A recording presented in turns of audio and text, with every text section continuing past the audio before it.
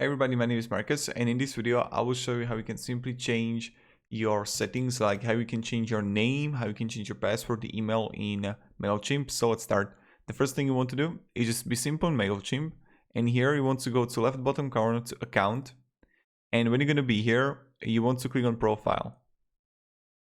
Now right here you're going to see your username that you can change, then first name, last name, the email address. On right side you're going to see your password, so you can actually verify your account password. You can add new password and confirm the new password. So this is pretty much how you do it. If you have any questions, ask me down below in the comments. I'll be really happy to help you and provide you some guidance and support and stuff like that. You know how it goes, you know how it works. So yeah, this is how you can change your profile settings. Have a great day and goodbye.